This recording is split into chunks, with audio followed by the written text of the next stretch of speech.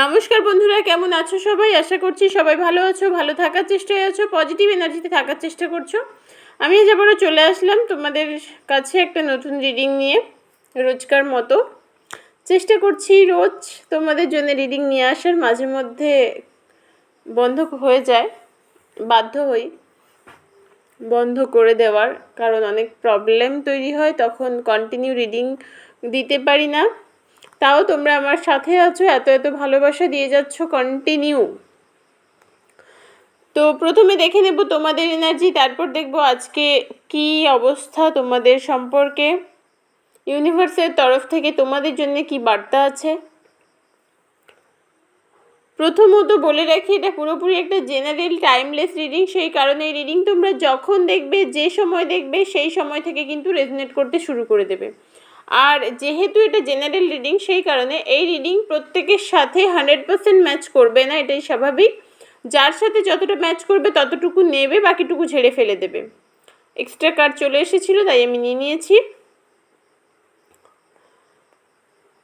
যারা personal reading করাতে চাইছো তারা হোয়াটসঅ্যাপ করো 9593268445 এই নাম্বারে। অনেকে চার্জেস জানতে চেয়েছিলে, খুবই সামান্য চার্জেস আমি নিয়ে থাকি।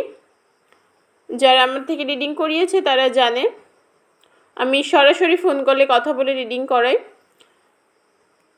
এই জেনারেল রিডিং সবসময় ওপেন মাইন্ডে দেখার চেষ্টা করবে, নিজের ওপর অকারণ চাপিয়ে একটা ভার বোঝা সৃষ্টি করবে না। চলো রিডিংটা স্টার্ট করে দেওয়া যাক। প্রথমে দেখব তোমাদের কি এনার্জি, তোমরা কতটা পজিটিভ অবস্থায় আছো। তোমরা এই মুহূর্তে ভীষণ দোলাচলে ভুগছো, মনের মধ্যে একটা দোটানা কাজ করছে, কি করবে কি করবে না, ছাড়বে নাকি ধরে থাকবে।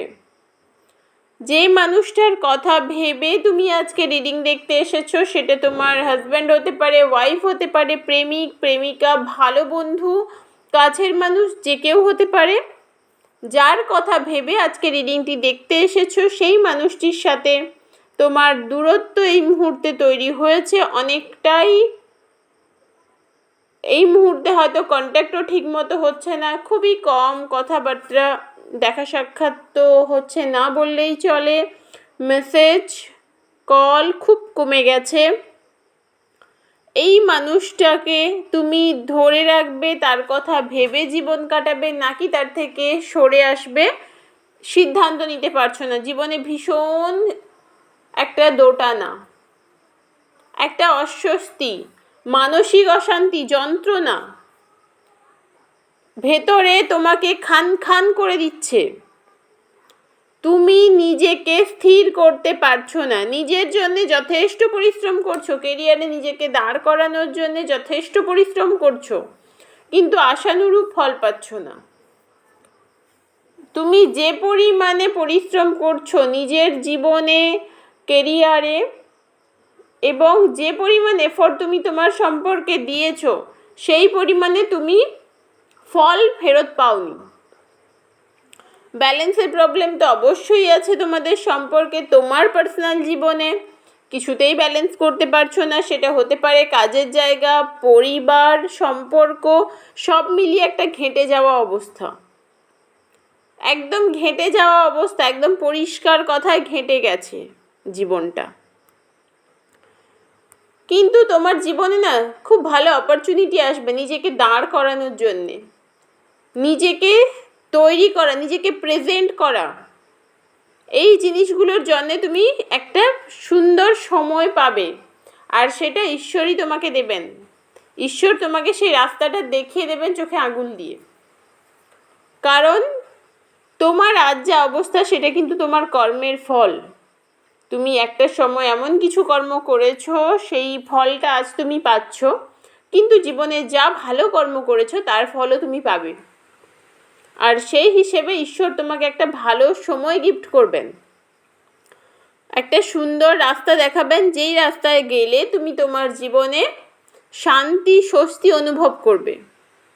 আজকের দিনে দাঁড়িয়ে তোমরা কিন্তু প্রচণ্ড মন খারাপে ভুগছো এক একটা সময়, কিন্তু সেটা বলতে পারছো না, সেটা বোঝানোর মতো সেই সময়টায় পাশে দাঁড়ানোর মতো কেউ নেই তোমার। ভীষণ একাকিত্ব কাজ করে, মাঝে মধ্যে মনে হয় আর কিচ্ছু ভালো লাগছে না। এই জীবনটা যদি নাই থাকতো, এত সমস্যাও থাকতো না।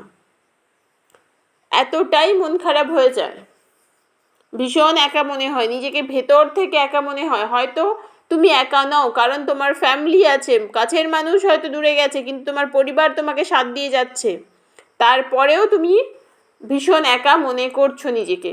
এটা তোমার মনে করা নয়, এই ফিলিংসটা তোমার ভেতর থেকে আসছে। ভেতরে ভেতরে তুমি নিঃস্ব হয়ে যাচ্ছ। মনের এনার্জি, মন খারাপ এত বেশি, এত তীব্র যে তোমার কাজেও সেটা প্রভাব ফেলছে। আর প্রচণ্ড চিন্তা করছো, এইসব বিষয় নিয়ে প্রচণ্ড চিন্তা করছো। কি করব, আমার কি করলে মানে আমার ভালো হবে, কোনটা করা উচিত, আমার যা করেছি তাতেই তো আমার ক্ষতি হয়েছে, মানে অনেক কিছু মাথায় ঘুরছে। প্রচণ্ড চিন্তা করছো, এত বেশি চিন্তা করছো যে চিন্তার কারণে শরীরে প্রভাব পড়ছে, হেলথ ইস্যু তৈরি হয়ে যাচ্ছে। কিন্তু আবারও বলছি বন্ধু, তুমি একটু সময় দাও নিজেকে, নিজের কথা ভাবো, নিজেকে ভালোবাসতে শুরু করো, দেখবে সব পরিবর্তন হয়ে যাবে। কার্ড বলছে, এটা আমার কথা নয়, কার্ড বলছে ঈশ্বরের তরফ থেকে সুন্দর সময় তুমি উপহার পাবে।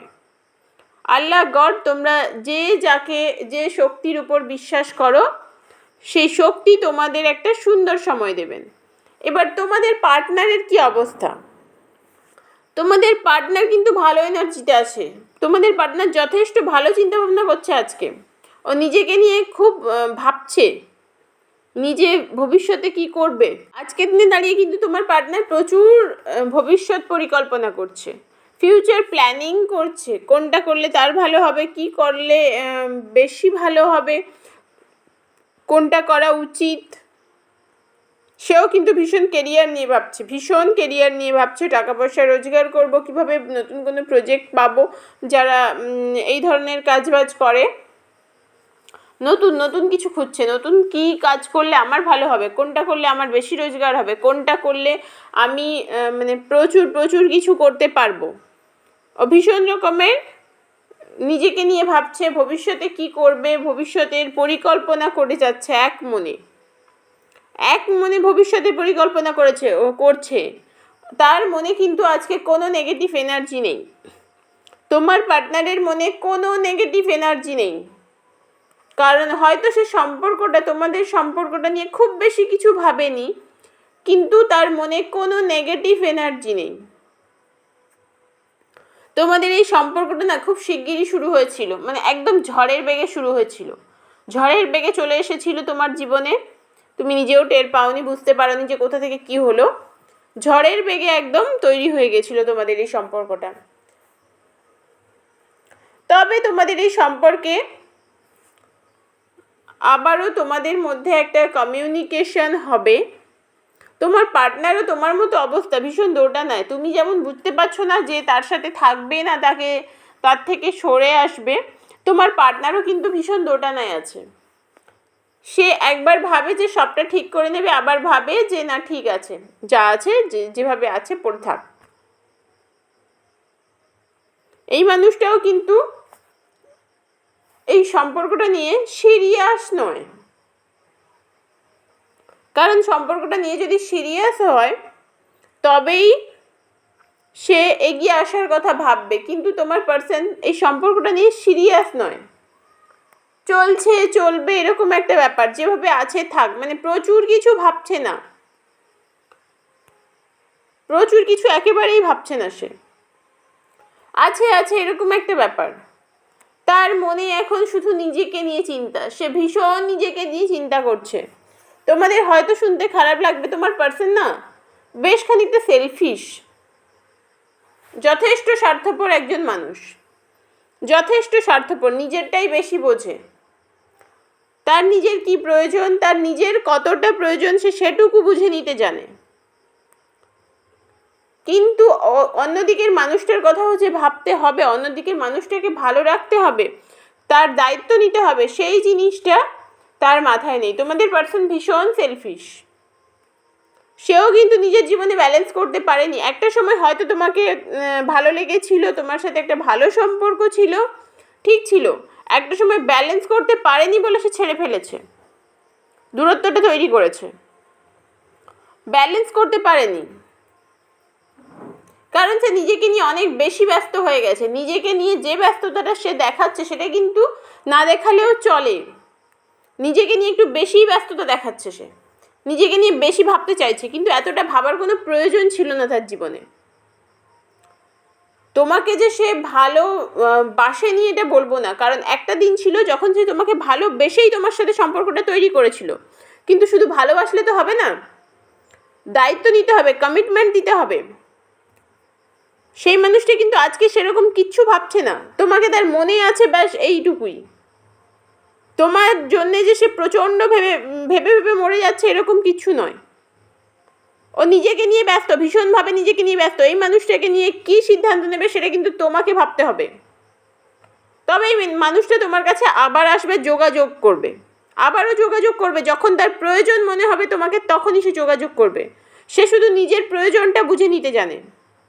তো রিডিংটা কার কার সাথে আজকে ম্যাচ করলো আমাকে অবশ্যই জানিও কমেন্ট বক্সে। আমি চেষ্টা করি প্রত্যেকের কমেন্টে লাইক করার। আশা করছি অনেকের সাথে ম্যাচ করব।